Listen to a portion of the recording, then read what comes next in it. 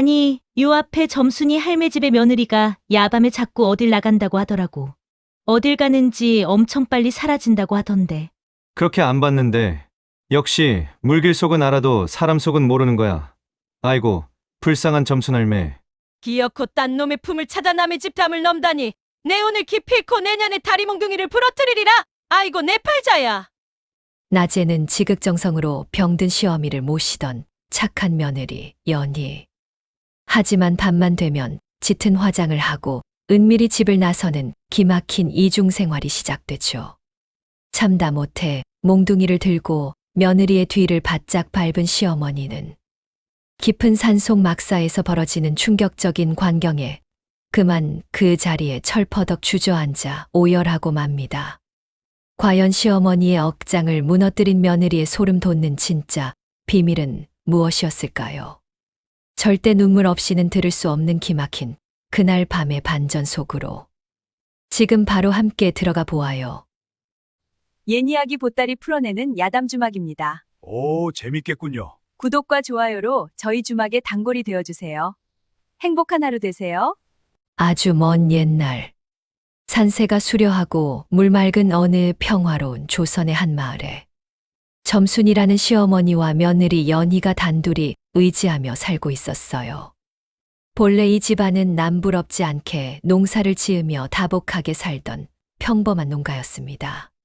하지만 야속한 하늘은 이들의 행복을 오래 허락하지 않았죠. 몇 해 전 들이닥친 지독한 역병으로 집안의 기둥이었던 점순의 남편과 하나뿐인 아들이 연이어 세상을 떠나고 말았어요.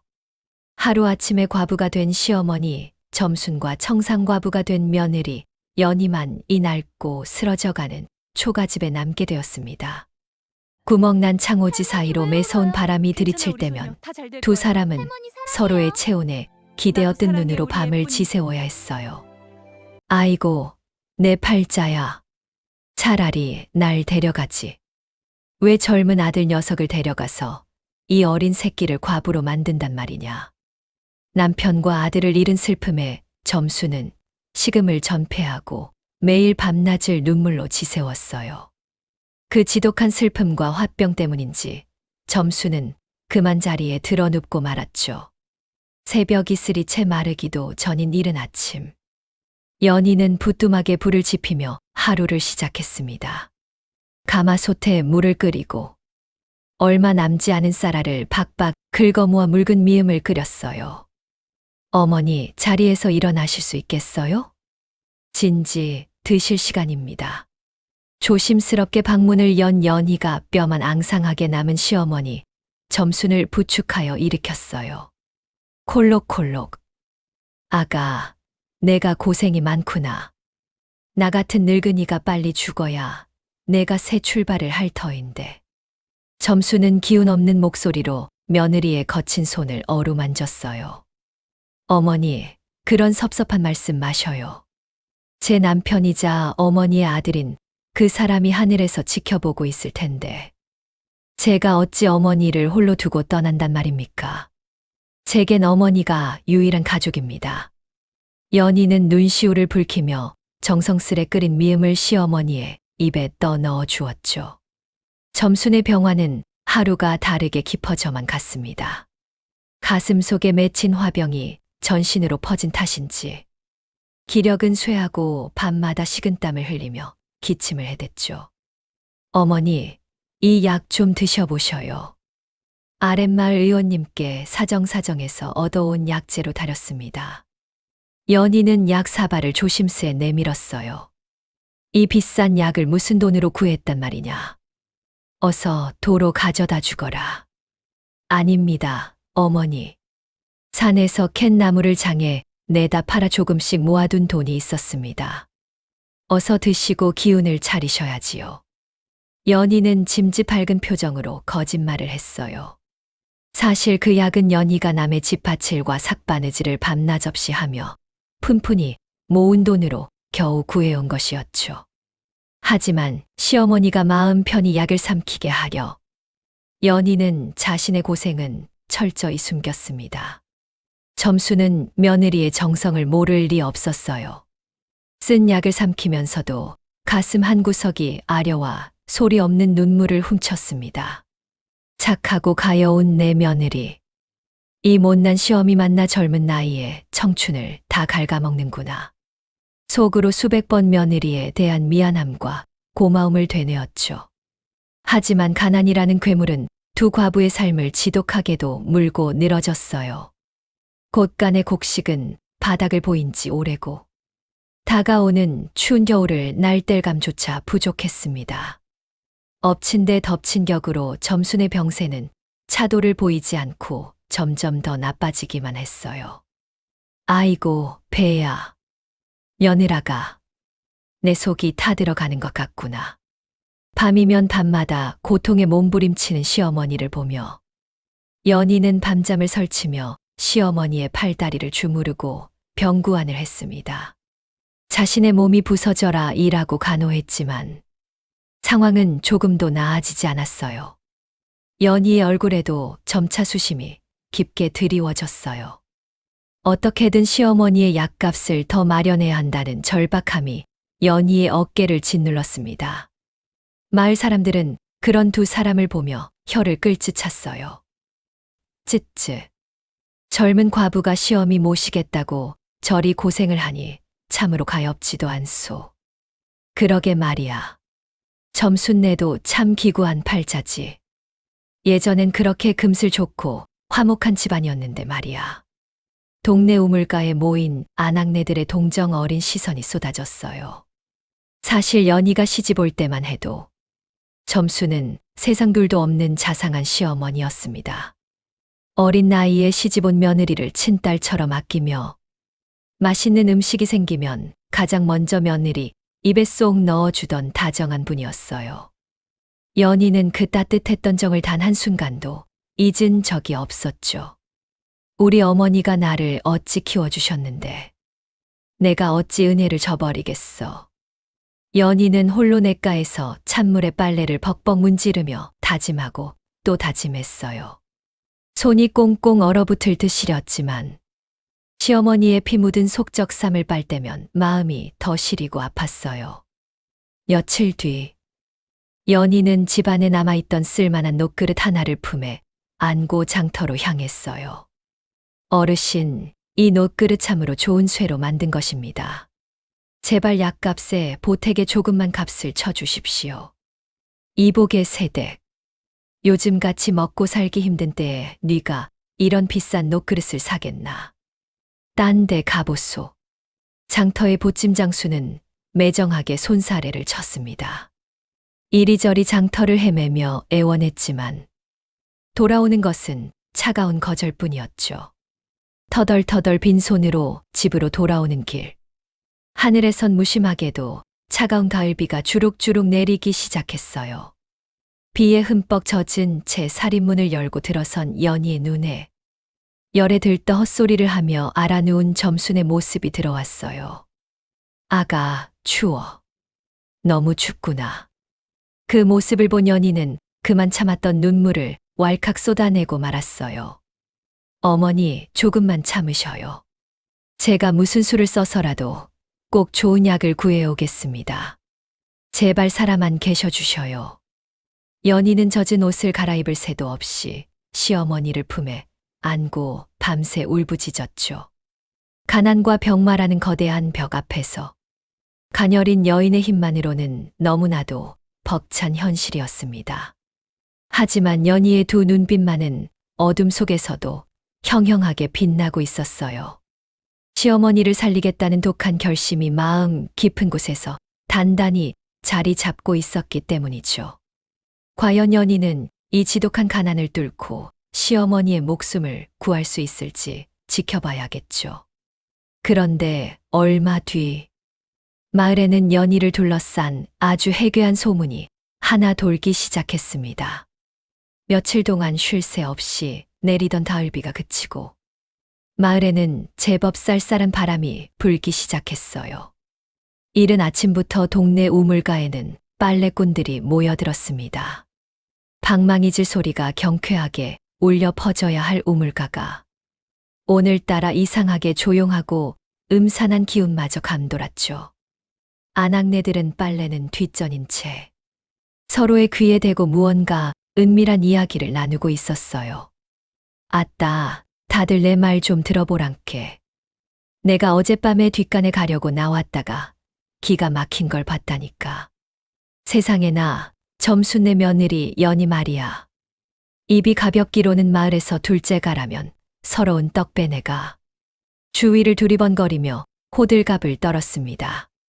그 말에 옆에서 찬물에 손을 호호 불어가며 빨래를 헹구던 삼돌네가 눈을 동그랗게 떴죠. 연희가 왜? 그 집 시어머니 알아누워서 밤낮으로 병수발하느라 고생이 이만저만이 아니던데. 무슨 일이라도 생겼어.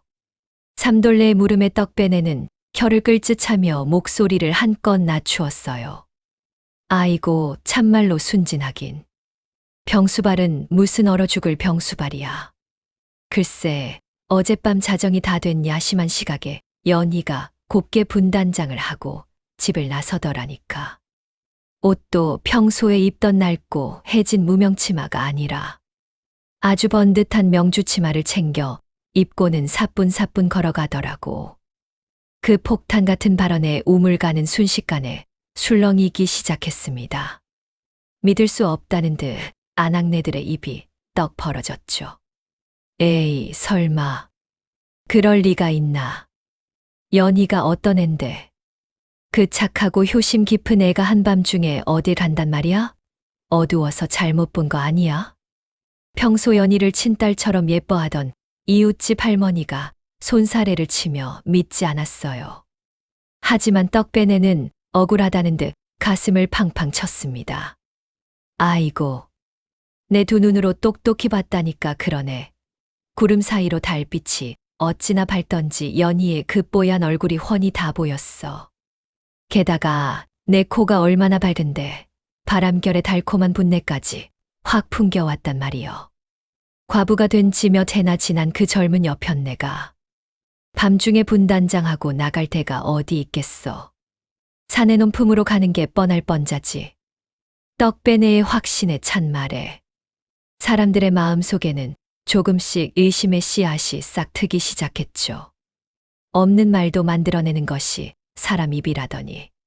소문은 날개를 단 듯 순식간에 온 마을로 걷잡을 수 없이 퍼져나갔어요. 어느새 소문은 살이 붙고 또 붙어.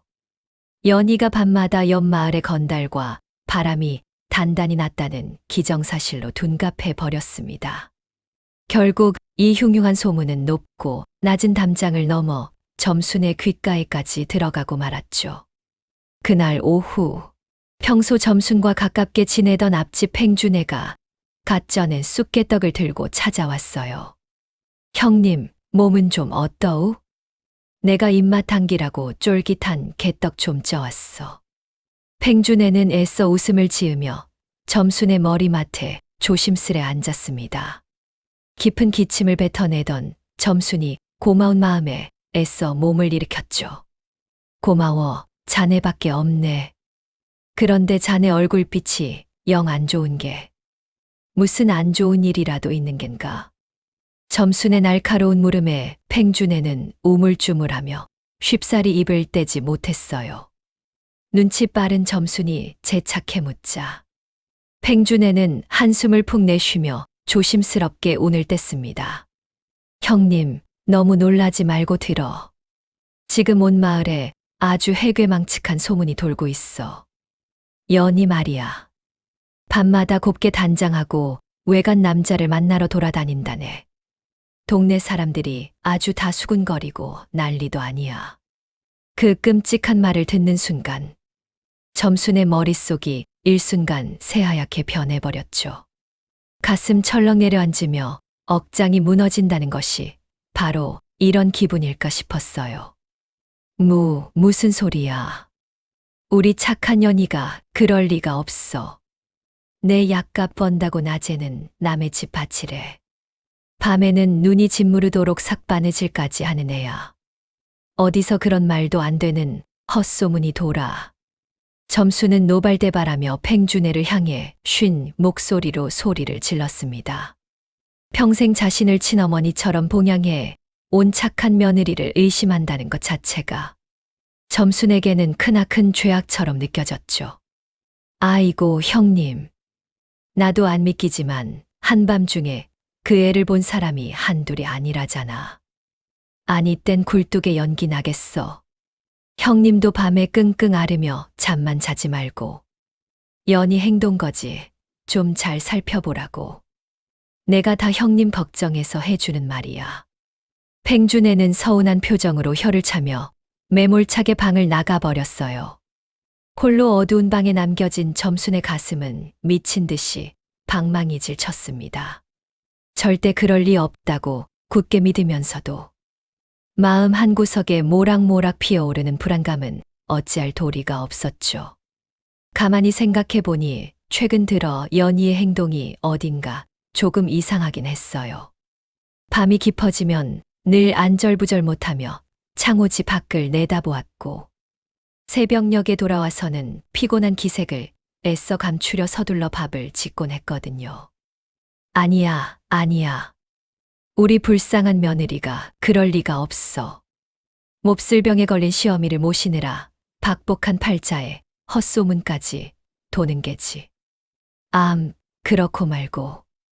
점수는 고개를 강하게 내저으며 자꾸만 독버섯처럼 피어오르는 의심을 억눌렀습니다. 하지만 한 번 싹 튼 의심은 매서운 독초처럼 빠르게 점순의 마음을 잠식해 들어갔죠.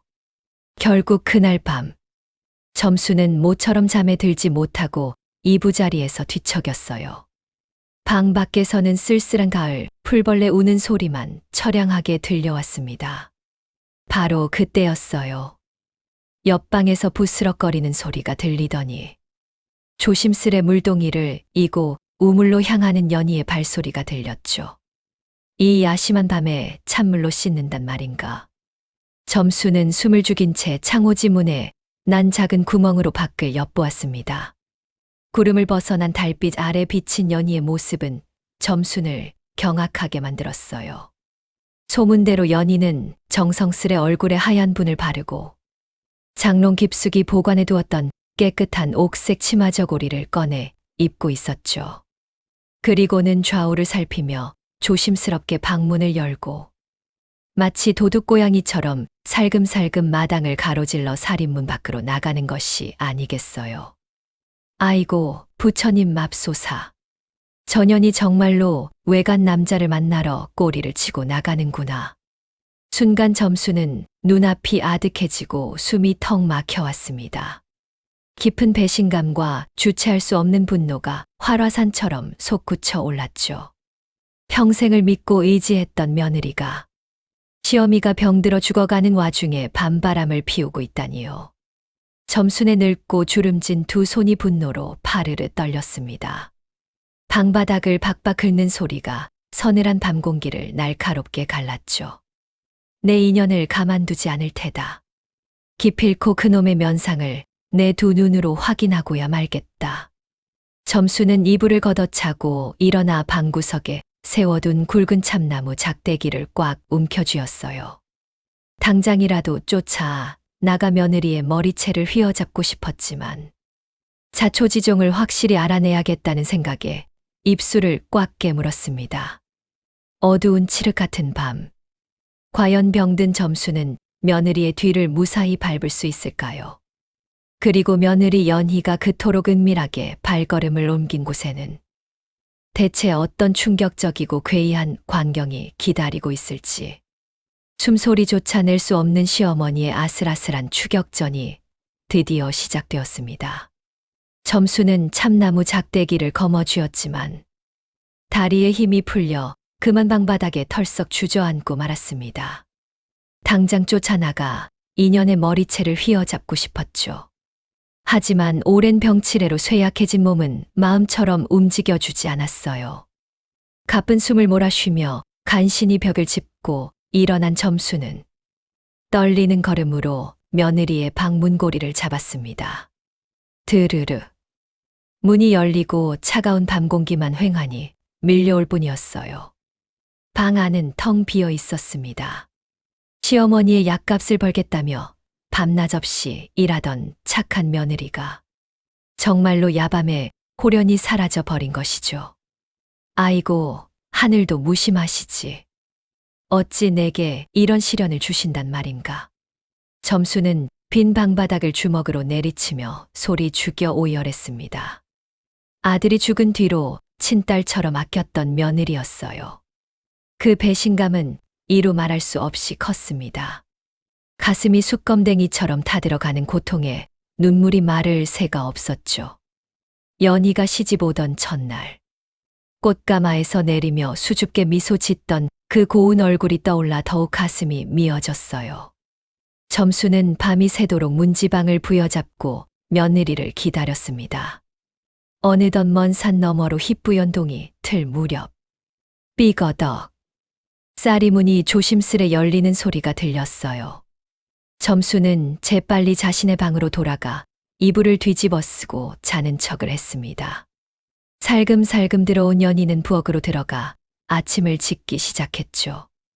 얼마 후 아침상을 들고 온 며느리의 얼굴을 본 점수는 기가 막혔습니다.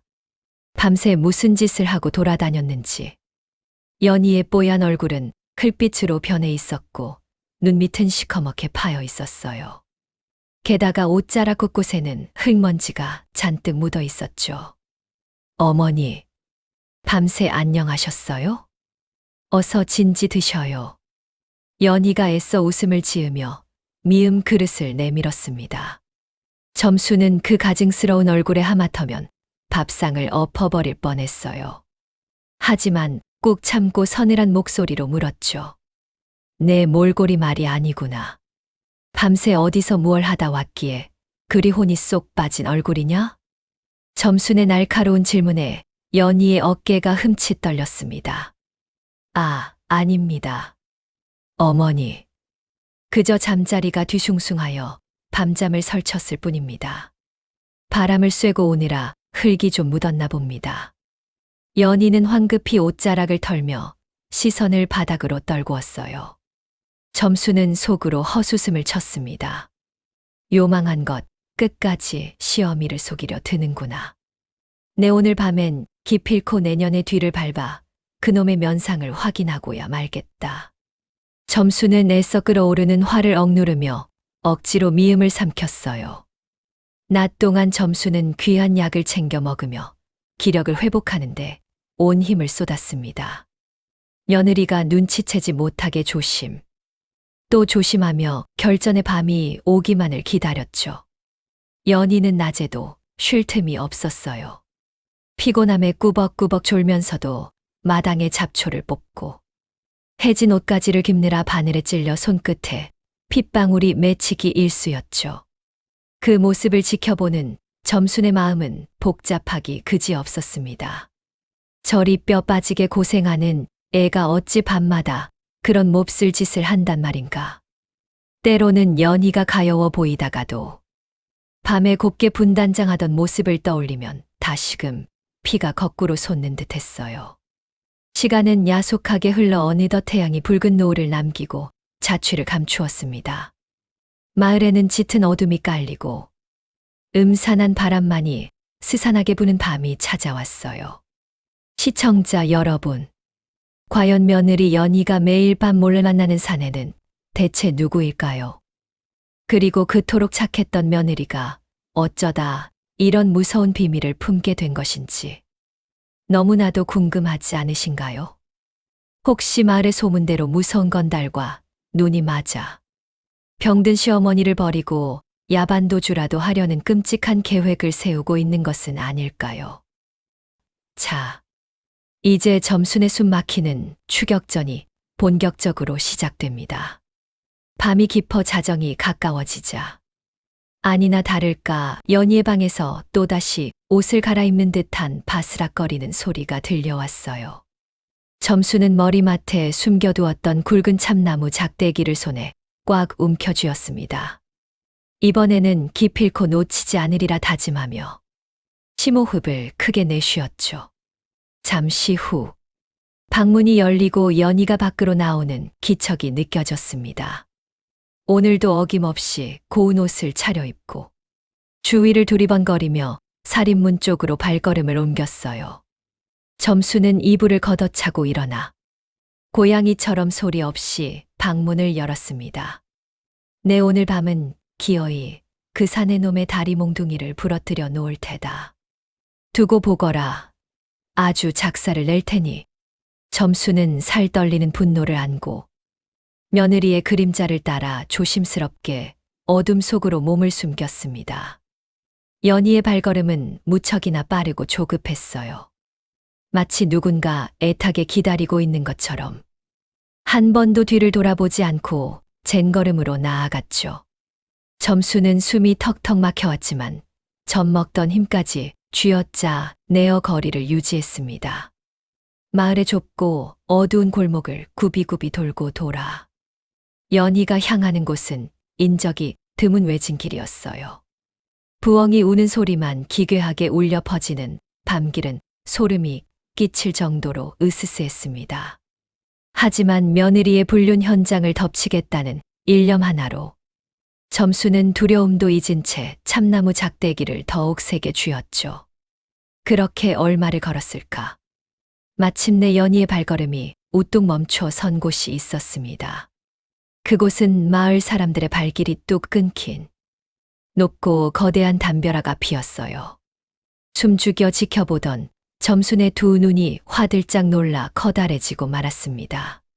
숨을 죽인 채 점수는 며느리 연희의 짙은 그림자를 바짝 뒤쫓기 시작했어요. 달빛조차 짙은 먹구름에 완전히 가려 한 치 앞도 제대로 보이지 않는 칠 같은 무서운 밤이었죠. 오랜 지병으로 쇠약해진 늙은 몸을 이끌고 밤길을 걷는 것은 점순에게 마치 뼈를 깎아내는 듯한 끔찍한 고통이었어요.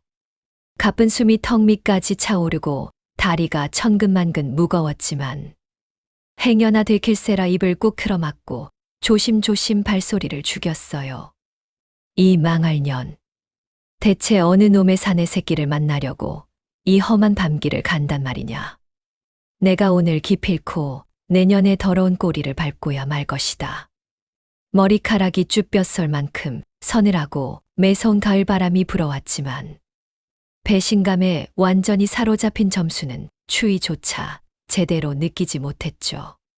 그렇게 인적 끊긴 마을의 비좁은 골목을 굽이굽이 돌고 돌아 마침내 앞서 걷던 연희의 발걸음이 우뚝 멈춰 선 곳이 있었습니다. 그곳은 다름 아닌 마을 어귀에 자리 잡은 팽준의 국밥집의 어두컴컴한 뒷문이었어요. 아니, 전현이 야심한 밤에 국밥집 뒷문엔 왜 간단 말인가? 설마 저곳에서 딴 사내 놈과 미래라도 즐긴단 말인가? 점수는 커다란 느티나무 기둥 뒤에 잽싸게 몸을 숨긴 채 두 눈을 비비며 믿을 수 없다는 듯 멍하니 중얼거렸어요. 팽준의 국밥집은 낮에는 장을 보러 온 사람들로 북적이고 붐비지만 밤이 깊어지면 술에 찌든 타지 사내들과 왈패들이 모여들어 온갖 추태를 부리는 험악한 곳이었습니다. 멀리서도 가까이 다가가기 역겨운 쉰내와 퀴퀴한 막걸리 냄새가 코를 찔렀어요. 어이구 주모, 여기 시원한 막걸리 한 사발 더 내오소. 오늘 아주 밤새워 마셔보자꾸나. 아따, 오늘 밤은 술맛이 아주 기가 막히게 달구나. 안주도 좀 더 팍팍 내어주고. 국밥집 안에서는 술에 잔뜩 취해 혀가 꼬인 사내들의 질펀한 농담과 커다란 웃음소리가 쉴 새 없이 새어나오고 있었어요.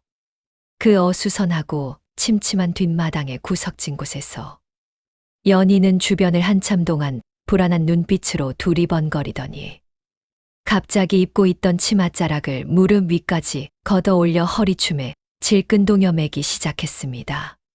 그리고는 차가운 바람이 부는 우물가 앞 맨바닥에 쭈그려 앉아 무언가를 미친 듯이 벅벅 문지르며 씻어내기 시작했어요. 어둠 속이라 점순의 눈에 정확히 그 정체가 보이지는 않았지만 그것은 다름 아닌 술 취한 사내들이 마당 구석에 토해놓은 역겨운 오물과 지독한 냄새가 나는 더러운 요강이었어요. 살을 애는 듯한 차가운 얼음물에 가녀린 맨손을 푹푹 담그고 연희는 묵묵히 그 끔찍하고 더러운 것들을 씻고 또 씻어내고 있었습니다. 어휴, 손이 끊어질 듯 시려워. 그래도 이 더러운 요강들을 오늘 밤 다 닦아 놓아야 내일 아침 어머니 약값에 보탤 푼돈이라도 얻을 수 있을 텐데. 조금만 더 참자. 연희는 꽁꽁 얼어붙어 감각조차 없는 손을 입김으로 호호 불어가며 쉴 새 없이 움직였어요. 하지만 멀리 느티나무 뒤에 숨어서 이 광경을 훔쳐보던 점순의 늙은 눈에는 이 모든 애처로운 상황이 완전히 다르고 끔찍하게 비치고 말았죠. 어둡고 음산한 밤거리, 담장 너머로 들려오는 질펀한 사내들의 웃음소리, 그리고 그 으슥한 뒷문에서 치마를 훌렁걷어 올린 채 웅크리고 있는 며느리의 실루엣이 어둠 속에 아른거렸어요. 이 모든 단편적인 조각들이 겹쳐지면서 점순의 머릿속에는 걷잡을 수 없는 끔찍한 오해가 피어올랐습니다. 아이고, 부처님 맙소사. 저 전현이 기어코 미쳐서 단단히 돌아버렸구나. 시엄이 약값을 벌겠다는 새빨간 거짓말로 나를 속이고 밤마다 술 취한 놈팡이들에게 웃음을 팔고 몸을 내어주러 국밥집 뒷문까지 기어들어온 것이야. 점수는 너무나 큰 충격과 배신감에 휩싸여 하마터면 날카로운 비명을 지를 뻔했어요. 황급히 떨리는 두 손으로 입을 틀어 막았지만 다리에 힘이 스르르 풀려 후들거리더니 그만 차가운 흙바닥에 철퍼덕 주저앉고 말았죠.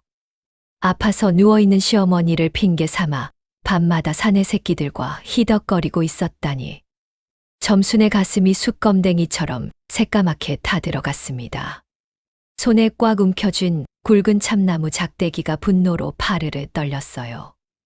내가 전생에 무슨 나라를 팔아먹을 큰 죄를 지었기에 늙고 병든 몸으로 저런 구역질 나고 더러운 꼴을 보아야 한단 말인가. 아들을 잡아먹은 것도 모자라 이제는 가문의 얼굴에 똥칠을 하는구나. 차라리 내가 콱 혀를 깨물고 죽어버리는 게 낫지. 점수는 차가운 바닥에 주저앉은 채로 하염없이 굵은 눈물을 뚝뚝 흘렸습니다. 당장이라도 달려가서 쥐고 있던 작대기로 며느리의 등짝을 매섭게 후려치고 그 요망한 머리채를 쥐어뜯어 이 집구석으로 질질 끌고 가고 싶었죠. 하지만 저 더럽고 험악한 술집 사내들에게 들켰다가 무슨 험한 꼴을 당할지 몰라. 점수는 피가 나도록 입술을 질끈 깨물며 활화산처럼 끓어오르는 화를 간신히 억눌렀어요. 그리고는 소매 끝으로 서러운 눈물을 훔쳐내며 며느리의 일거수일투족을 악착같이 지켜보았습니다. 시청자 여러분, 어쩌면 사람의 눈과 귀가 이토록 간사하고 무서운 것일까요? 세상에서 가장 고되고 험한 일을 하며 피눈물을 삼키는 며느리의 가여운 뒷모습이 의심에 흠뻑 눈이 먼 시어머니에게는 세상에서 가장 더럽고 추악한 불륜의 현장으로 보였으니 말이에요. 한참 동안이나 차가운 물에 맨손을 담그고 웅크려 있던 연희가 드디어 고된 작업을 마친 듯 자리에서 비틀거리며 일어나는 모습이 보였어요. 연희는 꽁꽁 얼어 터진 손을 낡은 옷자락에 쓱쓱 닦더니 국밥집 뒷문에서 나온 주모 팽준애에게 무언가를 건네받고 연신굽신거리며 허리 굽혀 인사를 했습니다. 그것은 고된 노동의 대가로 받은 몇 푼 안 되는 구겨진 조각돈이었지만 어둠 속에서 지켜보는 점순의 삐딱한 눈에는 사내를 접대하고 받은 더러운 화대로 보일 뿐이었죠. 수고했네, 연희. 남들이 다 꺼리는 이 험하고 더러운 일을 자네가 매번 군말 없이 해주니 내가 아주 살 것 같구먼. 여기 약주한 품삯이네. 아닙니다, 아주머니. 오히려 제게 이런 귀한 일거리를 주셔서 제가 더 감사합니다. 그럼 내일 밤에 또 오겠습니다. 연희는 팽준애에게 받은 푼돈을 치맛자락 깊숙한 곳에 소중히 챙겨 넣고는 다시 불안하게 주변을 두리번거리며 젠걸음으로 뒷골목을 빠져나오기 시작했습니다. 그런데 그녀가 향하는 곳은 집으로 돌아가는 길이 아니었어요. 그 모습을 지켜보던 점수는 두 눈을 부릅뜨고 자리에서 번쩍 일어났습니다. 이 요망한 년, 거기가 끝이 아니었단 말이냐. 방금 돈을 챙겨놓고서 대체 어느 놈의 품으로 또 기어들어가려고 저리 서두른단 말인가. 분노로 이성을 완전히 잃어버린 점수는 흙투성이가 된 참나무 작대기를 더욱 세게 쥐었어요. 이제는 다리에 욱신거리는 아픔도 살을 애는 듯한 가을밤의 추위도 전혀 느껴지지 않았죠. 오직 저 가증스러운 며느리의 더러운 민낯을 끝까지 파헤치고야 말겠다는 무서운 도끼만이 남았습니다. 국밥집을 빠져나온 연희의 발걸음은 쉴 틈도 없이 더욱 빨라졌어요. 마을의 좁은 골목을 벗어나 그녀가 두 번째로 향한 곳은 과연 어디였을까요? 이제 막 끝난 줄로만 알았던 이 숨 막히는 추격전은 전혀 예상치 못한 더 큰 충격과 오해를 향해 다시 한번 맹렬하게 내달리기 시작했습니다. 국밥집 뒷골목을 황급히 빠져나온 연희의 발걸음은 아까보다 훨씬 더 무겁고 지쳐 보였어요. 하지만 며느리의 뒤를 바짝 쫓는 시어머니 점순의 눈에는 그저 다음 사내를 만나러 가는 요망하고 급한 발걸음으로만 보일 뿐이었죠. 점순은 어금니가 부서져라 꽉 깨물며 손에 쥔 굵은 참나무 작대기에 더욱 힘을 주었습니다. 살을 애는 듯한 차가운 가을바람이 옷깃을 파고들었지만 분노로 활활 타오르는 점순의 속을 식히기에는 턱없이 부족했어요. 얼마나 숨죽여 걸었을까. 마을의 후미진 길을 돌아 연희가 두 번째로 멈춰선 곳은 바로 이 동네에서 가장 땅이 넓고 기와집이 으리으리하기로 소문난 최대감댁의 으슥하고 후미진 뒷담 앞이었어요. 최대감댁 뒷담은 낮에도 인적이 드물어 늘 스산한 기운이 감도는 곳이었죠. 아니, 하필이면 왜 저런 양반집 뒷담 앞을 서성거린단 말이냐. 설마 저 집 양반 영감과도 배가 맞았단 말이냐. 점수는 커다란 바위 뒤에 재빨리 몸을 숨기고 숨을 죽인 채 매서운 눈초리로 앞을 노려보았습니다. 그런데 잠시 후 굳게 닫혀있던 최대감댁 뒷문이 삐거덕하고 무거운 소리를 내며 열리더니 어둠 속에서 산만한 덩치를 가진 사내 하나가 쑥 걸어 나오는 것이 아니겠어요. 그 사내는 최대감댁에서 가장 거칠고 굳은 일을 도맡아 하는 힘이 장사기로 소문난 우락부락한 머슴 덕만이었습니다. 아이고, 왔는가. 내가 아까부터 목이 빠지게 기다리고 있었네. 머슴 덕만이 주위를 두리번거리며 음흉한 목소리를 낮추고 연희에게 다가갔어요. 예, 늦어서 죄송합니다. 앞서 들를 곳이 있어서 조금 지체되었습니다. 연희 역시 누군가 볼세라 잔뜩 움츠러든 채 모기만 한 목소리로 덩치 큰 사내에게 대답했습니다. 바위 뒤에서 이 기가 막힌 은밀한 만남을 지켜보던 점수는 그만 피가 거꾸로 솟구쳐 올라 기절할 지경이었어요. 세상에, 세상에. 이젠 양반집 뒷구멍에서 머슴놈하고도 눈이 맞아 놀아나는구나. 저 덩치 큰 사내놈의 씨를 받으려고 이 야심한 밤에 치맛자락을 휘날리며 뛰어왔단 말이냐. 점순의 늙은 가슴은 분통이 터져 미친 듯이 방망이질을 쳐댔습니다. 그런데 두 사람의 행동이 어딘가 조금 이상했어요. 사내가 큼지막한 품속에서 주섬주섬 무언가를 꺼내더니 연희의 가녀린 손에 아주 은밀하게 쥐어주는 것이었어요. 자, 여기 있네. 남들 눈에 띄면 큰일 날 테니 어서 치맛자락 깊숙한 곳에 잘 숨겨두게나. 자네가 아니었으면 나도 아주 큰 곤욕을 치를 뻔했어. 참으로 고맙습니다. 이 은혜는 평생 잊지 않겠습니다. 연희는 머슴에게 연신 허리를 굽혀 굽신굽신 절을 하더니 받은 것을 소중하게 치맛자락 안쪽으로 깊숙이 감추어 넣었습니다. 사실 연희가 머슴에게 건네받은 것은 건장한 사내들도 도망간다는 최대감댁의 산더미 같은 장작을 밤새워 대신 패주고 받은 피와 땀이 섞인 푼돈이었죠. 하지만 배신감에 눈이 완전히 뒤집힌 시어머니 점순에게는 그저 사내와 몹쓸 짓을 하고 받은 더러운 화대나 뒷돈으로 보일 뿐이었어요. 이런 천하의 몹쓸 더러운 년을 보았나. 국밥집에서 술 취한 논팽이들에게 몸을 팔고 온 것도 모자라.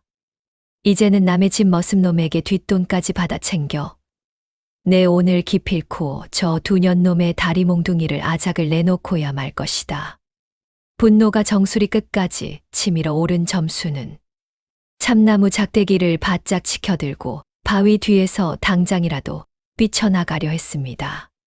두 사람의 뒤통수를 향해 작대기를 매섭게 내리치려는 바로 그 찰나였어요. 사내는 황급히 뒷문을 닫고 집 안으로 쏙 들어가 버렸고 연희 역시 뒤도 돌아보지 않고 쏜살같이 어둠 속으로 내달리기 시작했죠. 점수는 치켜들었던 작대기를 허공에 멈춘 채 당황스러운 얼굴로 며느리의 멀어지는 뒷모습을 멍하니 바라보았습니다. 아니, 전현이 지금 또 어딜 간단 말이냐. 돈까지 두둑하게 챙겼으면 집으로 기어 들어올 것이지. 대체 이 밤중에 또 어느 산의 놈을 홀리러 저리 바쁘게 움직인단 말이냐. 점수는 헐떡이는 가슴을 부여잡고 터져나오는 비명과 울화를 간신히 억누르며 다시 며느리의 뒤를 바짝 쫓기 시작했어요. 오랜 지병으로 다리는 이미 후들거려 금방이라도 흙바닥에 고꾸라질 것 같았고 찬 바람에 온몸이 얼음장처럼 차가워졌지만 여기서 추격을 포기할 수는 없었죠. 시청자 여러분, 국밥집 월패들도 모자라 부잣집 머슴까지 만나며 밤거리를 헤매는 연희의 모습이 정말 기가 막히고 코가 막히지 않으신가요? 도대체 연희는 꾸준히 일을 하며 피같이 모은 그 돈들을 쥐고 이 깊은 밤 어디로 향하고 있는 것일까요? 점점 더 걷잡을 수 없는 오해와 끔찍한 충격 속으로 빠져드는 점순의 숨 막히는 추격전은 아직 끝날 기미가 전혀 보이지 않습니다. 혹시 저 치맛자락 속에 숨긴 돈으로 진짜 마음을 품은 사내에게 무언가를 사다 주려는 것은 아닐까요? 과연 세 번째로 연희가 발걸음을 멈추는 곳에는 또 어떤 소름 돋는 광경이 기다리고 있을지. 한시도 긴장의 끈을 놓지 마시고 이 끔찍한 밤의 여정을 계속 함께 지켜봐 주시기를 바랍니다.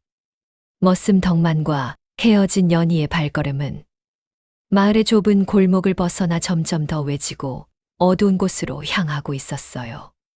뒤를 쫓는 점순의 숨소리는 턱 끝까지 차올라 금방이라도 피를 토할 것만 같았죠. 하지만 며느리의 그 끔찍한 불륜 행각을 끝까지 파헤치겠다는 도끼 하나로 점수는 참나무 작대기를 지팡이 삼아 젖먹던 힘까지 쥐어짜 내며 악착같이 따라붙었습니다. 점순의 낡은 집시는 이미 달코해져서 발가락이 다 드러날 지경이었어요. 하지만 가슴 속에서 활활 타오르는 것엔 불길이 점순을 계속 억지로 밀어내고 있었어요. 마을 인가가 하나둘씩 끊어지고 으스스한 산기슭에 다다랐을 무렵 어둠 속에서 희미하고 붉은 호롱불빛 하나가 점순의 시야에 들어왔어요. 그곳은 낮에 잡은 짐승들의 피 비린내가 채 가시지 않은 산기슭의 낡고 외딴 푸죽간이었습니다. 밤바람을 타고 풍겨오는 비릿한 피 냄새의 점수는 헛구역질이 났지만 서둘러 커다란 고목나무 뒤에 몸을 숨기고 푸죽간 안을 엿보았죠. 아니, 이 야심한 밤에 피 냄새가 진동하는 저 끔찍한 푸죽간에는 대체 왜 들어간단 말이냐? 점순의 두 눈이 분노와 경악으로 무섭게 번뜩였어요. 푸죽간 안의 붉은 불빛이 연희의 창백한 얼굴을 소름 끼치게 비추고 있었어요. 그 안에서는 험상궂게 생긴 백정사내가 피 묻은 칼을 거칠게 갈며 남은 고기들을 손질하고 있었습니다. 연희는 그 무서운 사내 앞에서도 조금도 주저하지 않고 다가갔어요. 아저씨, 아까 낮에 부탁드렸던 그 고기 혹시 빼두셨는지요? 오, 새댁이 구먼. 빼두고 말고. 약주한 대로 제일 실하고 큼지막한 돼지 뒷다리살로 챙겨두었네. 백정사내가 커다란 도마 위로 시뻘건 피가 뚝뚝 떨어지는 거대한 돼지 뒷다리 고기를 툭 하고 던져 올렸죠. 연희는 그 고기를 보며 안도의 한숨을 길게 내쉬더니 치맛자락 깊숙한 곳에서 방금 전 머슴 덕만과 국밥집 주모에게 받았던 꼬깃꼬깃한 조각돈들을 모두 꺼내어 내밀었습니다. 고기를 받아든 연희는 미리 준비해 온 낡은 보자기에 그것을 소중하게 감싸 안았어요. 이 기가 막힌 광경을 고목나무 뒤에서 지켜보던 점수는 이제 정말 마지막 남은 이성의 끈마저 툭 하고 끊어져 버리는 것을 느꼈죠. 아이고, 하늘이시여. 저 요망하고 독한 년을 어찌하면 좋단 말입니까? 시험이 약값 벌겠다고 동네방네 눈물바람을 치고 다니더니 딴 사내 놈들에게 웃음을 팔고 더러운 짓을 해서 모은 돈으로 비싼 고기를 사. 점수는 부들부들 떨리는 다리를 더 이상 주체할 수가 없었어요. 그녀의 늙고 주름진 두 뺨 위로 원통함과 배신감이 뒤섞인 뜨거운 피눈물이 주룩주룩 흘러내렸습니다. 과부 구실을 핑계로 밤새 몸을 팔아번 돈으로 진짜 단단히 바람이 난 기생오라비 같은 놈팡이를 먹여 살리려고 저 비싼 돼지 뒷다리살을 샀다고 완전히 확신해 버린 것이에요. 내 입에는 쓴 맹물 한 모금 넘겨주지 않으면서 그 더러운 사내놈 주둥이에는 기름진 고기를 쳐넣어 주겠다고 이 험한 밤길을 쏘다녔단 말이냐. 점수는 쥐고 있던 참나무 작대기로 당장이라도 푸죽간에 뛰어들어 그 시뻘건 고깃덩어리와 함께 며느리의 머리통을 박살 내버리고 싶었어요. 가슴 속에 맺힌 우라통이 활화산처럼 터져올라 당장이라도 짐승 같은 비명을 지르고 싶었죠. 하지만 며느리가 품에 안은 그 고기를 받아먹을 사내놈의 낯짝을 내 두 눈으로 똑똑히 확인하기 전까지는 절대로 이 끔찍한 추격을 멈출 수가 없었습니다. 그래, 이년아, 어디 한번 갈 때까지 가보자꾸나. 내년이 그 고기를 들고 찾아가는 그놈의 다리 몽둥이까지 내 오늘 기필코 이 작대기로 아작을 내놓고야 말 테다. 점수는 피가 나도록 꽉 깨문 입술을 바들바들 떨며 푸죽간을 나서는 며느리의 뒤를 다시 독하게 쫓기 시작했어요. 그런데 푸죽간을 빠져나온 연희의 발걸음이 향하는 곳은 정말이지 너무나도 뜻밖이고 소름 끼치는 으스스한 장소였습니다. 마을로 돌아가는 길이 아니라 밤이면 산짐승들이 울부짖고 험악하기 그지없는 칠흑 같은 깊은 산속을 향해 연희가 거침없이 젠걸음으로 발을 내디디고 있었던 것이죠. 시청자 여러분, 방금 전까지 사내들에게 웃음을 팔며 돈을 모으던 연희가 이제는 피가 뚝뚝 떨어지는 커다란 고기를 품에 안고 험한 산길을 헐떡이며 오르고 있습니다. 도대체 저 호랑이가 튀어나올 것 같은 무서운 산속 깊은 곳에 어떤 무시무시하고 기괴한 사내가 연희를 애타게 기다리고 있는 것일까요? 그리고 병든 몸을 이끌고 그 험한 산길을 기어오르기 시작한 점순의 앞에는 과연 어떤 끔찍하고 아찔한 위기가 어둠 속에서 도사리고 있을까요?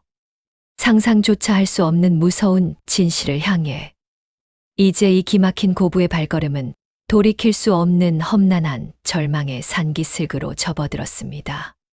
푸죽간을 뒤로하고 며느리 연희가 접어든 길은 낮에도 장정들이 혼자 가기를 꺼린다는 깊고 험한 칠흑 같은 산길이었어요. 산짐승들의 기괴한 울음소리가 쉴 새 없이 귓전을 때리고 발끝에 채는 돌부리와 날카로운 나뭇가지들이 걸음을 늦추게 만드는 험악한 곳이었죠. 아이고 숨차. 대체 어느 미친놈이 이런 산속에 숨어 산단 말이냐. 점수는 가쁜 숨을 몰아쉬며 참나무 작대기에 간신히 몸을 의지했습니다. 병든 노구로 험한 산길을 오르는 것은 그야말로 지옥 같은 고통이었어요. 가시에 찔려 치맛자락이 다 찢어지고 발목에서는 붉은 피가 배어 나왔죠. 하지만 점순의 두 눈은 며느리의 뒷모습을 놓치지 않으려 독하게 번뜩이고 있었습니다. 이 깊은 산속에서 숨어 지내는 놈팽이를 만나려고 내 약값을 핑계 삼아 밤마다 그 끔찍한 짓거리들을 하며 돈을 모았단 말이냐. 내 기필코 오늘 내년과 그놈의 뼈와 살을 발라놓을 것이다. 점수는 이를 바득바득 갈며 무거운 발걸음을 억지로 내디뎠어요. 한참을 오르자 하늘을 가렸던 울창한 나무들이 조금씩 걷히고 산중턱 제법 평평한 곳에 자리 잡은 낡고 허름한 막사 하나가 눈에 들어왔습니다. 그곳은 바로 약초를 캐며 산속을 떠도는 신만이들이 잠시 머무는 임시 거처였죠. 막사 안에서는 호롱불이 가물가물하게 새어나오고 있었습니다. 연희는 그 막사를 향해 조심스럽게 다가갔어요. 뒤따르던 점순도 커다란 바위 뒤에 몸을 숨기고 그 광경을 숨죽여 지켜보았죠. 그런데 연희가 막사 가까이 다가간 바로 그 순간이었어요. 어둠 속에서 시퍼런 안광을 번뜩이며 커다란 사냥개 2마리가 무섭게 튀어나왔습니다. 크르르르, 컹, 컹. 산짐승을 쫓을 때 쓰는 사나운 맹견들이 날카로운 이빨을 드러내며 지저대기 시작했죠. 바위 뒤에 숨어있던 점수는 심장이 멎을 듯한 공포에 사로잡혀 바닥에 납작 엎드렸어요. 아이고, 부처님. 저 사나운 개들에게 물려 죽겠구나. 점수는 벌벌 떨며 두 눈을 질끈 감았습니다. 하지만 연희는 조금도 당황하지 않고 품에 소중히 안고 있던 보자기에서 핏물이 뚝뚝 떨어지는 커다란 돼지 뒷다리 고기를 꺼냈어요. 그리고는 거침없이 사나운 사냥개들을 향해 그 고기 덩어리를 휙 던져주었죠. 고기 냄새를 맡은 맹견들은 짖는 것을 단번에 멈추고 땅에 떨어진 고기를 향해 달려들어 미친 듯이 뜯어 먹기 시작했습니다. 개들이 고기에 정신이 팔린 사이 연희는 젠걸음으로 막사 문을 열고 안으로 쏙 들어가 버렸어요. 이 모든 기가 막힌 상황을 지켜보던 점수는 망치로 머리를 세게 얻어맞은 듯 멍해지고 말았죠. 아니. 그럼 낮에 그 비싼 돈을 주고 산 고기가 놈팽이 입에 들어갈 것이 아니라 저 짐승 새끼들 입을 막기 위한 것이었단 말이냐. 점순의 머릿속이 복잡하게 얽히기 시작했습니다. 사내를 먹여 살리려고 산 고기인 줄 알았는데 알고 보니 사내를 몰래 만나기 위해 개들을 매수할 뇌물이었던 거예요. 이 험악한 산속 막사에 숨어있는 놈을 만나려고 국밥집에서 요강을 닦고 남의 집 꾸준히 일을 하며 모은 돈으로 고기까지 사서 개들에게 바치다니요. 대체 저 막사 안에 어떤 끔찍한 놈팽이가 숨어있기에 저 요망한 년이 제 목숨까지 내놓고 이 산중을 기어오른단 말인가. 점순의 분노는 이제 걷잡을 수 없는 거대한 산불처럼 번져나갔습니다. 사나운 사냥개들이 돼지고기를 뜯어먹느라 정신이 팔린 틈을 탔어. 점수는 참나무 작대기를 꽉 움켜쥐고 살금살금 막사를 향해 다가갔어요. 발밑에 마른 나뭇가지가 밟힐까봐 숨소리조차 내지 않았죠. 막사 문 앞까지 다다른 점수는 거친 숨을 몰아쉬며 문틈으로 안을 엿보려 했습니다. 하지만 문은 굳게 닫혀 있었고 안에서는 낮게 웅얼거리는 사내의 목소리와 연희의 다급한 목소리가 희미하게 섞여 들려올 뿐이었어요. 오늘도 왔느냐? 그래, 고기는 잘 던져주었고. 예, 어르신. 개들이 짖지 않게 잘 무마했습니다. 점순의 귀에 사내의 목소리가 똑똑히 들려왔습니다. 그런데 그 목소리는 젊은 놈팽이가 아니라 아주 탁하고 늙은 노인의 목소리였어요. 아니, 이 깊은 산속에서 웬 늙은이의 목소리가 들린단 말이냐? 설마 젊은 놈도 모자라 다 늙어 빠진 영감쟁이하고도 배가 맞았단 말인가? 점수는 참을 수 없는 모멸감과 수치심에 온몸이 사시나무 떨리듯 파르르 떨렸어요. 가문의 먹칠을 해도 유분수지. 병든 시어미를 버려두고 산속 영감쟁이의 품에 안기러 밤마다 이 난리를 쳤다니 참으로 기가 막힐 노릇이었죠. 시청자 여러분, 국밥집 뒷문에서 시작된 연희의 밥마시리. 부잣집 뒷담과 피비린내 나는 푸죽간을 거쳐 마침내 이 깊은 산속 늙은이의 막사까지 이어졌습니다. 과연 저 굳게 닫힌 막사 안에서는 어떤 미래가 벌어지고 있는 것일까요? 그리고 참나무 작대기를 치켜들고 분노에 찬 점순의 앞에는 어떤 소름 돋는 진실이 기다리고 있을까요?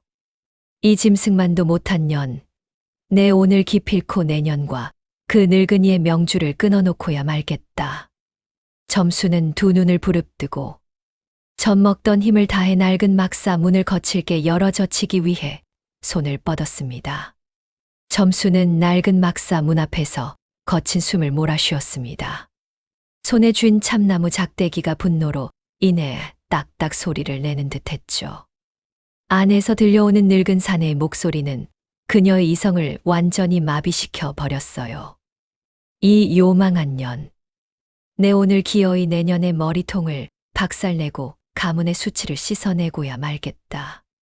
점수는 벼락같이 소리를 지르며 문을 발로 걷어찼습니다. 콱쾅 소리와 함께 힘없이 열린 문 너머로 희뿌연 연기와 퀴퀴한 약재 냄새가 훅 끼쳐왔죠. 점수는 눈에 불을 켜고 막사 안으로 뛰어들었어요. 이 몹쓸 년아, 내가 감히 병든 시어미를 버려두고 이런 산속까지 와서 딴 사내를 품는단 말이냐? 연희는 너무 놀라 들고 있던 무언가를 떨어뜨리며 흘바닥에 주저앉았습니다. 그녀의 얼굴은 며칠 새 반쪽이 되어 있었고 눈밑은 시커멓게 죽어 있었어요. 그 모습이 점순의 눈에는 밤새정을 통하느라 기력이 다한 것으로만 보였어요. 점순은 참나무 작대기를 머리 위로 높이 치켜들었죠. 어머니, 여긴 어찌 오셨습니까? 제발 노여움을 거두어 주셔요. 제발 이러지 마셔요. 연희가 필사적으로 시어머니의 바지가랑이를 붙잡고 늘어졌어요. 하지만 분노의 눈이 먼 점수는 며느리를 매몰차게 걷어찼어요. 그때 막사 구석 어둠 속에서 흰 수염이 가슴까지 내려온 노인이 천천히 몸을 일으켰습니다. 뉘신데 이 야밤의 남의 거처에 들어와 이리 행패를 부리는 게요. 노인의 목소리는 낮고 위엄이 있었지만 점순에게는 그저 흉측한 노인네의 헛소리로만 들릴 뿐이었죠. 그녀는 다시 작대기를 고쳐 쥐고 노인을 향해 소리쳤어요. 행패, 이 늙은 여우 같은 놈아. 내가 내 며느리를 꿰어내어 무슨 짓을 했는지 내 다 안다. 내 오늘 너희 두 년놈의 명주를 끊어놓을 테다. 점수는 작대기를 머리 위로 번쩍 들어 올렸어요. 금방이라도 노인의 머리를 내리칠 기세였습니다. 연희는 시어머니 앞을 가로막으며 울부짖었어요. 시청자 여러분, 과연 점순의 작대기는 이 노인과 며느리를 향해 사정없이 내리쳐질까요? 막사 안을 가득 채운 연기와 묘한 양냄새의 정체는 대체 무엇일까요? 점순이 참나무 작대기를 허공에서 힘껏 내리치려는 아찔한 찰나였습니다. 막사 안을 쩌렁쩌렁 울리는 늙은 사내에 불호령이 떨어졌어요. 멈추시오. 이 무지몽매한 노인장, 하늘이 내린 천하의 둘도 없는 효부를 어찌 그 더러운 작대기로 치려 한단 말이오. 사내의 호통에 깜짝 놀란 점수는 치켜들었던 작대기를 멈칫하고는 두 눈을 동그랗게 떴죠. 가만히 보니 이 노인은 평범한 늙은이가 아니었어요. 하얀 수염과 날카로운 눈빛은 속세를 벗어난 기인이 분명했어요.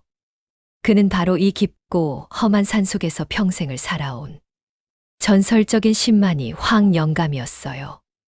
효부라니. 내 눈을 속이고 밤마다 국밥집과 사내놈들을 전전하며 꼬리를 친 년이 어찌 효부란 말이냐. 점순이 아직 분을 사귀지 못하고 꽥소리를 질렀죠. 황영감은 기가 막히다는 듯 끌끌 혀를 찼습니다. 쯧쯧, 눈이 멀어도 단단히 멀었구먼. 당신 며느리가 국밥집 뒷문에서 술 취한 사내놈들에게 웃음을 판 줄 아시오? 이 가녀린 새댁이 한파가 몰아치는 그 차가운 얼음물에 맨손을 담그고 사내들이 토해놓은 더러운 오물과 냄새나는 요강을 밤새도록 닦아냈소이다. 그깟 푼돈 몇 잎을 얻겠다고 손가락이 퉁퉁 붓고 동상에 걸려 살이 터져나가는 고통을 묵묵히 견뎌냈단 말이오. 황영감의 벼락 같은 호통에 점순의 가슴이 철렁 내려앉았습니다. 국밥집 뒷문에서 쪼그려 앉아있던 며느리의 가여운 뒷모습이 떠올랐죠. 그제야 점수는 연희가 사내들을 홀린 것이 아니라 남들이 다 꺼리는 가장 더럽고 고된 일을 홀로 대신하고 있었다는 사실을 깨달았어요. 머리를 한 대에 세게 얻어맞은 듯 점순의 늙은 몸이 휘청거렸어요. 그럼 최 대감댁 뒷문에서 덩치 큰 사내놈과 만나 뒷돈을 챙긴 것은 대체 무엇이란 말이냐? 점수는 아직 풀리지 않은 의심을 덜덜 떨리는 목소리로 내뱉었습니다. 그 덩치 큰 사내놈은 최 대감댁 머슴 덕만이 아니오. 그놈이 하도 꾀가 많고 게을러서 산더미 같은 장작을 패야 할 것을 도망치려 하기에 당신 며느리가 그 무거운 도끼를 들고 밤새 장작을 패준 것이오. 건장한 사내도 며칠을 알아눕는다는 그 끔찍하고 고된 노동을 이 가녀린 여인이 손바닥에 피고름이 잡히도록 대신해주고 머슴놈에게 품삯의 절반을 조각돈으로 동냥하듯 받아낸 것이란 말이오. 그 말에 점수는 도무지 숨을 쉴 수가 없었어요. 사내와 정을 통하고 받은 화대인 줄만 알았던 그 구겨진 돈들이 며느리의 살점과 피와 눈물이 고스란히 배어있는 피땀 어린 돈이었던 것이죠.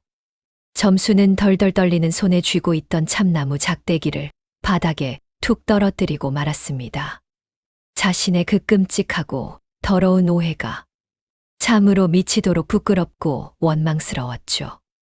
아이고, 아가, 내가 미쳤지. 내가 짐승만도 못한 시험이었구나. 점순이 땅바닥을 치며 절규했습니다. 점수는 다리에 힘이 풀려 차가운 흙바닥에 철퍼덕 주저앉고 말았어요.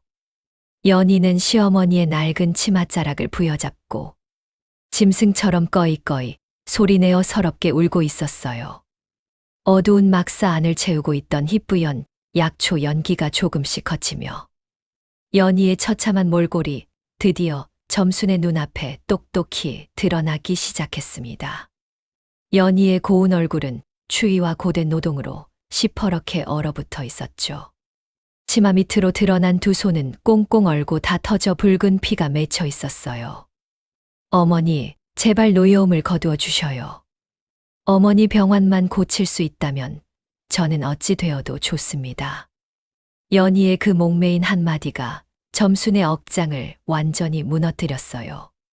시청자 여러분, 국밥집과 부잣집 뒷담에서 벌어진 이 기막힌 사연의 진실이 어찌 이리도 슬프고 가슴을 미어지게 한단 말인지요. 병든 시어머니를 살리겠다는 일념 하나로 자신의 몸이 부서지는 고통도 마다하지 않은 며느리의 그 깊은 효심을 시어머니는 가장 추악한 불륜으로 오해하고 작대기까지 지켜들었으니 말이에요. 그런데 점순의 가슴 속에는 아직 풀리지 않은 커다란 의문 하나가 남아 있었습니다. 그토록 뼈 빠지게 고생해서 모은 피 같은 돈으로 대체 왜 푸죽간에서 비싼 돼지고기를 샀으며 이 깊고 무서운 산속 신만이 영감님을 찾아와야만 했던 것일까요? 바닥에 주저앉아 하염없이 눈물을 흘리던 점수는 문득 한 가지 지워지지 않는 의문이 머릿속을 스치고 지나갔어요. 며느리가 굳은 일을 하며 뼈 빠지게 모은 돈의 출처는 알게 되었지만 그 돈을 쥐고 푸죽간으로 달려가 샀던 핏물 뚝뚝 떨어지는 고기 덩어리가 생각났죠. 그럼 저 푸죽간에서 산 비싼 돼지고기는 대체 무엇이란 말이냐? 약값을 모으기도 빠듯했을 텐데 어찌하여 고기를 샀단 말인가? 점순이 덜덜 떨리는 목소리로 묻자 황 영감은 다시 한번 길게 한숨을 내쉬며 고개를 저었습니다. 참으로 어리석고 답답한 노인장이로다. 당신의 그 지독한 병을 고칠 수 있는 것은 오직 이 산속 깊은 곳에서 내가 캔 천종산삼뿐이라는 것을 모르시오? 황 영감의 말에 점순의 두 눈이 커다래졌어요. 사실 점순의 병은 마을 의원들도 모두 포기한 끔찍하고 몹쓸 병이었습니다. 오직 전설적인 신만이 황 영감의 산삼만이 유일한 희망이었죠. 내가 평생을 바쳐 캔 이 귀한 산삼을 생판남인 저 세댁에게 거저 줄 리가 있겠소. 약값을 가져오라. 호통을 쳤건만 저 가여운 세댁은 포기하지 않고 매일 밤 나를 찾아와 눈물로 애원했소이다. 황 영감의 눈빛이 연희를 향해 따뜻하게 변하며 말을 이었어요. 하지만 내 막사 앞에는 낯선 이의 접근을 막는 사나운 사냥개들이 버티고 있지 않소. 돈 한 푼 없는 세댁이 밤마다 꾸준히 일을 해가며 모은 푼돈으로 그 개들의 입을 막을 돼지고기를 사서 매일같이 이 험한 산길을 올랐던 것이요. 그제야 점수는 모든 진실의 퍼즐이 완벽하게 맞춰지는 것을 느꼈습니다. 사나운 맹견들을 잠재우고 황 영감을 만나기 위해 고기가 필요했고, 그 고기를 살 돈을 구하기 위해 국밥집에 더러운 요강을 닦았죠. 그리고 최대감댁의 산더미 같은 장작을 패며 피눈물을 흘렸던 거예요. 밤마다 여러 장소를 미친 듯이 돌아다닌 이유는 오직 하나. 시어머니를 살릴 약값을 모으기 위한 처절한 발버둥이었던 것입니다. 아이고, 이 미련한 것사. 차라리 나를 죽게 내버려 두지.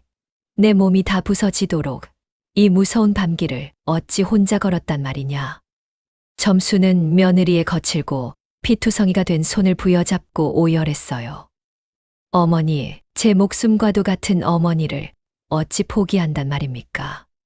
고기를 사서 개들을 달래고 영감님께 애원하다 보면 언젠가는 제 정성을 알아주시고 산삼을 내어주실 거라 굳게 믿었습니다. 연희는 오히려 시어머니를 위로하며 옅은 미소를 지어 보였죠. 시청자 여러분, 이 얼마나 기가 막히고 가슴 아픈 사연인가요? 시어머니를 향한 며느리의 이 지독하고도 눈물겨운 효심 앞에서는 세상 그 어떤 험난한 시련도 장애물이 될 수 없었던 것입니다. 이 밤의 추격전이 빚어낸 참혹한 오해는 이제 세상에서 가장 아름답고 숭고한 사랑의 증거로 바뀌어 가고 있었어요.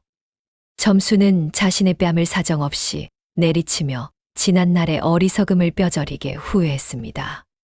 자신을 살리겠다고 피땀을 흘린 며느리에게 참나무 작대기를 휘두르려 했으니 그 죄책감은 이루 말할 수 없이 깊고 무거웠죠. 아무리 후회해도 며느리의 상처난 몸과 마음을 당장 되돌릴 수는 없었지만 두 사람을 감싸고 있는 끈끈한 정은 그 어느 때보다 뜨겁게 타오르고 있었습니다. 아가, 내가 참으로 미안하다. 나 같은 늙은이가 무엇이 예쁘다고 이리 험한 고생을 사서 한단 말이냐. 어머니, 그런 섭섭한 말씀 마셔요. 어머니만 곁에 살아 계셔 주신다면 저는 불구덩이라도 뛰어들 수 있습니다. 서로를 부둥켜 안고 하염없이 눈물을 쏟아내는 두 고부의 모습에 어둡고 매서웠던 산속 막사 안도 어느덧 따뜻한 온기로 가득 채워지는 듯했습니다. 과연 이 처절하고도 아름다운 고부의 눈물 앞에 괴팍하고 차가운 신만이 황 영감은 어떤 결정을 내리게 될까요?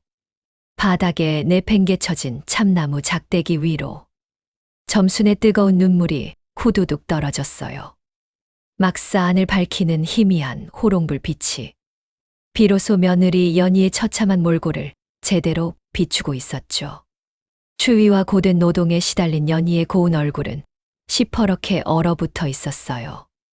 치맛자락 아래로 드러난 가녀린 발과 두 손은 동상에 걸려 퉁퉁 붓고 쩍쩍 갈라져 붉은 피가 맺혀 있었죠. 아이고, 우리 불쌍한 아가. 내가 미쳤지. 내가 미쳤어. 눈이 멀어도 단단히 멀어서 너를 몰라보고 짐승만도 못한 짓을 했구나. 점수는 가슴을 퍽퍽 치며 바닥에 엎드려 오열했습니다. 자신을 살리겠다고 이 험한 밤길을 헤매며 뼈가 부서져라 일한 며느리에게 모진 말로 가슴에 대못을 받고 작대기까지 휘두르려 했던 자신이 너무나 원망스러웠어요. 자신의 어리석음을 자책하는 시어머니의 짐승 같은 통곡 소리가 깊고 어두운 산속을 처절하게 울렸습니다. 어머니, 울지 마셔요. 제발 가슴을 치지 마셔요. 저는 정말 괜찮습니다. 어머니께서 오해하신 것은 당연한 일이지요. 밤마다 밖으로 나도는 며느리를 어느 시어머니가 고운 눈으로 보겠습니까? 제가 미리 말씀드리지 못한 탓이니 제발 자책하지 마셔요. 연희는 피투성이가 된 우 손으로 점순의 주름진 뺨을 쓰다듬었어요. 오히려 시어머니의 눈물을 닦아주며 환하게 웃어 보였죠. 그 착하고 고운 심성에 점순은 더 크게 소리 내어 울 수밖에 없었어요. 두 고부가 부둥켜 안고 쏟아내는 뜨거운 눈물은 막사 안에 차가운 공기마저 훈훈하게 녹여버리는 듯했어요. 그 눈물겨운 광경을 묵묵히 지켜보던 신만이 황 영감의 눈빛이 어느새 촉촉하게 젖어 들기 시작했습니다. 참으로 기가 막히고 코가 막히는 사연이로구나. 황 영감은 애써 헛기침을 하며 돌아앉아 몰래 눈시울을 붉혔어요. 평생을 깊고 험한 산속에서 약초만 캐며 외롭게 살아온 그에게 사람의 정이라는 것은 이미 메말라버린 지 오래였죠. 산삼을 캐어 부자들에게 비싸게 팔아넘기며 돈과 재물만을 줬던 그의 차가운 가슴에 연희의 숭고하고 지독한 효심이 커다란 파도를 일으킨 것이었어요. 돈 한 푼 없이 매일 밤 찾아와 눈물로 애원하던 가녀린 새댁이 알고 보니 밤새 얼음물에 손을 담그고 남의 집 머슴 일을 대신하며 그 귀한 돼지고기를 사왔다는 사실이 황 영감의 굳게 닫힌 마음을 완전히 무장해제 시켜버리고 말았습니다. 이보시오, 노인장. 당신은 참으로 복이 많은 사람이오. 천금을 주고도 살 수 없는 귀한 효부를 얻었으니 말이오. 황 영감이 무거운 몸을 일으켜 방구석에 놓인 낡은 괴짝으로 다가갔어요. 그리고는 조심스러운 손길로 괴짝을 열어 무언가를 꺼내 들었죠. 그것은 붉은 비단에 겹겹이 쌓인 황 영감이 평생을 바쳐 캐는 가장 귀하고 영험한 천종산삼이었습니다. 그는 흠집 하나 없는 완벽한 자태의 산삼을 연희에 얼어붙은 두 손에 살포시 쥐어 주었어요. 자, 받으시오. 사실 나는 새댁이 며칠 고기를 사 오다 지쳐 떨어질 줄 알았소이다. 헌데 그 고기 한 덩어리에 이리도 무거운 피눈물이 담겨 있을 줄은 꿈에도 몰랐소. 새댁의 그 지극한 효심이 마침내 하늘을 감동시켰고 이 늙은이의 옹졸한 마음마저 훔쳐버렸구먼. 이 산삼은 새댁의 정성에 대한 하늘의 보답이니 어서 가져가서 시어머니의 병을 고치시게나. 연희와 점수는 믿을 수 없는 기적 같은 상황에 두 눈을 크게 떴습니다. 천금을 주어도 구하기 힘들다는 그 귀한 천종산삼을 대가도 없이 선뜻 내어주는 황 영감의 은혜에 두 사람은 흙바닥에 엎드려 연신 큰절을 올렸죠. 영감님, 참말로 고맙습니다. 이 크나큰 은혜를 어찌 다 갚아야 할지 모르겠습니다. 저희 어머니를 살려주셔서 정말 감사합니다. 연희의 목소리는 감격에 겨워 심하게 떨리고 있었어요. 황 영감은 허허 웃으며 두 사람의 어깨를 잡아 따뜻하게 부축해 일으켜 세워주었죠. 은혜를 갚으려거든 앞으로도 두 사람이 지금처럼 서로를 끔찍이 아끼며 오래오래 행복하게 사시오. 그것이 내게 은혜를 갚는 유일한 길이오. 자, 밤이 많이 깊었으니 어서 늦지 않게 조심해서 산을 내려가 보시게. 시청자 여러분, 정말 하늘도 펑펑 울리며 감동할 만한 벅찬 기적이 일어났지 않습니까? 핏물 뚝뚝 떨어지던 돼지고기, 보따리 대신 이제는 생명을 살릴 영험한 산삼을 품에 꼭 안고 산을 내려가게 된 두 사람의 발걸음은 이전과는 비교할 수 없을 만큼 깃털처럼 가볍고 벅차올랐을 거예요. 의심과 배신감으로 가득했던 지옥 같았던 오해의 밤이 무사히 지나가고 드디어 이들에게도 따뜻하고 눈부신 희망의 아침 해가 떠오를 준비를 하고 있습니다. 과연 기쁜 마음으로 집으로 돌아간 두 사람은 무사히 병을 고치고 행복을 되찾을 수 있을까요? 그리고 이들의 기막힌 사연을 알게 된 마을 사람들은 어떤 반응을 보이며 놀라워할까요? 따사로운 아침 햇살이 어둠이 거친 험한 산길을 환하게 비추기 시작했습니다. 점순과 연희는 황영감에게 받은 귀한 천종산삼을 품에 깊이 안고 서로를 다정하게 부축하며 무사히 집으로 돌아왔어요. 밤새 이어진 고된 행군과 극도의 긴장감에 두 사람의 발걸음은 천근만근 무거웠지만 그들의 얼굴에는 그 어느 때보다 벅찬 희망과 기쁨의 빛이 반짝이고 있었죠. 집에 도착하자마자 연희는 퉁퉁 붓고 피가 맺힌 손으로 가장 먼저 깨끗한 정화수를 떠올렸어요. 그리고 정성스러운 마음을 가득 담아 부뚜막에 불을 지피고 그 영험한 천종산삼을 푹 다리기 시작했습니다. 온 집안에 쌉싸름하면서도 향긋한 산삼 냄새가 은은하게 퍼져나갔죠. 어머니, 약 다 다려졌습니다. 식기 전에 어서 드셔보셔요. 연희가 모락모락 김이 나는 약사발을 조심스레 내밀었어요. 점수는 며느리의 피땀 어린 정성이 고스란히 녹아든 그 따뜻한 약을 단숨에 들이켰습니다. 놀랍게도 약을 마신 지 불과 며칠 만에 거짓말 같은 놀라운 기적이 일어나기 시작했어요. 사경을 헤매며 쿨럭거리던 점순의 깊은 기침이 씻은 듯이 멈추었죠. 창백했던 뺨에는 붉은 화색이 돌고 바닥에 누워만 있던 몸은 다시 활기차게 움직일 수 있을 만큼 기력을 완전히 회복했습니다. 아이고, 우리 아가. 이 모든 게 다 내 덕분이다. 내 너를 생각해서라도 앞으로 천년만년 건강하게 살 것이야. 점수는 연희의 두 손을 꼭 맞잡고 환하게 웃어 보였어요. 연희 역시 눈시울을 붉히며 시어머니의 따뜻한 품에 와락 안겼죠. 이제 두 사람은 단순한 고부 사이를 넘어 세상 그 누구보다 서로를 아끼고 사랑하는 진짜 가족이 되었습니다. 그런데 여기서 한 가지 짚고 넘어가야 할 통쾌한 이야기가 아직 남아있지요? 며느리 연희가 밤마다 딴 사내를 만나고 다닌다며 온 동네에 더럽고 흉흉한 헛소문을 퍼뜨렸던 우물가 아낙네들은 과연 어찌 되었을까요? 점순의 병이 씻은 듯 나았다는 소식과 함께 연희가 겪었던 그 눈물겨운 피땀의 진실은 바람을 타고 온 마을에 쫙 퍼져 나갔습니다. 국밥집 주모와 최대감댁 머슴덕만 그리고 산속의 황영감까지 내려와 연희의 지극한 효심을 증명해 주었죠. 이 기막히고 숭고한 사연은 꼬리에 꼬리를 물고 퍼져 마침내 고을을 다스리는 사또의 귀에까지 들어가게 되었습니다. 이런 고약한 것들, 어찌 그토록 효심 깊고 착한 세댁을 두고 감히 입에 담지도 못할 흉측한 소문을 퍼뜨린단 말이냐. 당장 그 요망한 입을 놀린 자들을 잡아들여라. 사또의 벼락 같은 불호령이 떨어지자 함부로 입방아를 찧었던 떡배네와 동네 아낙네들은 관하로 줄줄이 끌려가게 되었습니다. 그들은 사또 앞에서 싹싹 빌었지만 죄 없는 사람을 모함한 죄값으로 형틀에 묶여 매서운 회초리를 호되게 맞아야만 했어요. 아이고, 사또 나리, 저희가 눈이 뒤집혀 헛것을 보았나 봅니다. 다시는 함부로 남말하지 않겠습니다. 매를 맞으며 엉엉 우는 아낙네들의 모습에 마을 사람들은 속이 다 시원하다며 손뼉을 쳤습니다.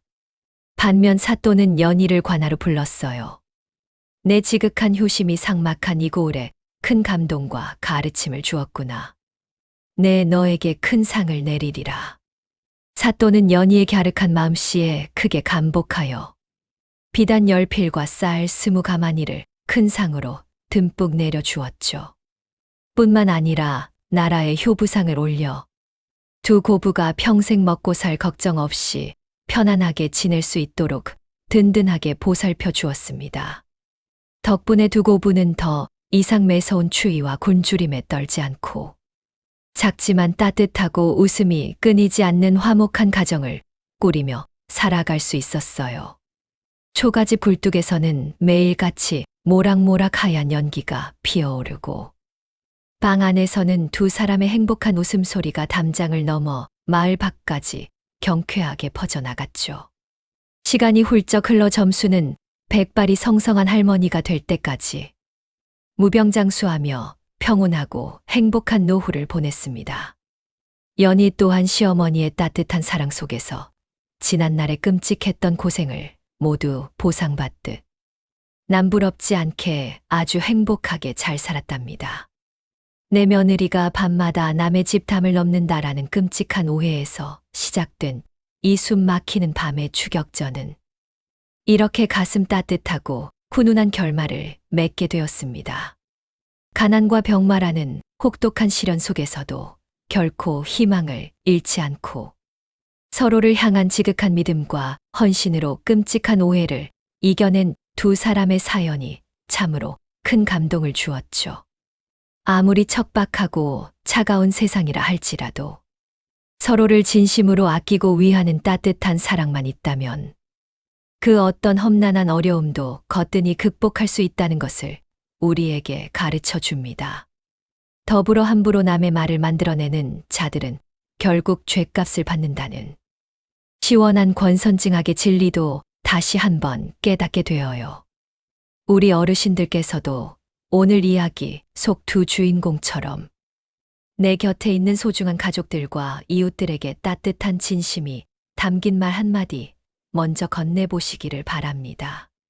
작은 오해가 생기더라도 성급히 화를 내기보다는 상대방의 숨겨진 깊은 속마음을 먼저 헤아려주는 넓은 아량도 잊지 않으셨으면 좋겠어요. 오늘도 저희 야담 주막과 함께 깊이 공감하며 끝까지 귀 기울여 주셨어 정말 깊이 감사드립니다. 언제나 시청자 여러분의 일상에 이처럼 따뜻한 기적과 평안이 가득하시기를 진심으로 기원해요. 항상 건강 챙기시고 다음 시간에도 더욱 신비롭고 가슴 뭉클해지는 기막힌 옛날 이야기를 듬뿍 품고 다시 찾아오겠습니다. 사랑합니다.